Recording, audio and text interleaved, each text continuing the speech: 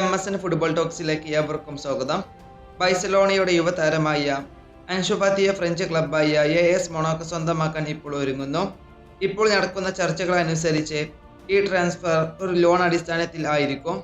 അതായത് അൻസു ഫാത്തിയെ ഇപ്പോൾ ബാഴ്സലോണ ഒരു സമയത്തേക്ക് AS മൊണാക്കോക്ക് നൽകും.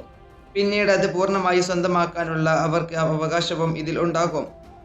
അതായത് ബാഴ്സലോണ ലോൺ ഡീലിലായിരിക്കും അൻസു ഫാത്തിയെ താൽക്കാലികമായി AS മൊണാക്കോക്ക് വിട്ടു നൽകുക. അതുപോലെ തന്നെ ഇതിൽ ബൈ ഓപ്ഷനും ഉണ്ട്. അതായത് ഈ സമയത്തെ അൻസു ഫാത്തിയുടെ പ്രകടനം എങ്ങനെയാണെന്ന് നോക്കിക്കൊണ്ട് ആയിരിക്കും AS മൊണാക്കോ അൻസു ഫാത്തിയെ സ്ഥിരമായി സ്വന്തമാക്കാനുള്ള ഓപ്ഷനും ഇതിൽ ഉണ്ടാക്കുക. അതുപോലെ തന്നെ ഇതിൽ സെല്ലോൺ ക്ലോസും ഉണ്ട്. അതായത് ഭാവിയിൽ മൊണാക്കോ അൻസു ഫാത്തിയെ മറ്റൊരു ക്ലബിന് വിറ്റാൽ അതിൽ നിന്ന് 1% ബാഴ്സലോണക്കും ചെറിയ ലാഭം ഇതിൽ നിന്നും ലഭിക്കും. ഇപ്പോൾ നിലവിൽ ഈ ചർച്ചകൾ അവസാന ഘട്ടത്തിലാണ്. രണ്ട് ക്ലബുകളും ഈ കരാറിന് മുന്നോട്ട് പോകാൻ തയ്യാറാണ്. അൻസു ഫാത്തിക്കും ഈ മാറ്റത്തിൽ താല്പര്യമുണ്ട്. കളിക്കാൻ കൂടുതൽ സമയം ലഭിക്കുമെന്ന പ്രതീക്ഷയിലാണ് ഇപ്പോൾ അൻസു ഫാത്തി ഉള്ളത്.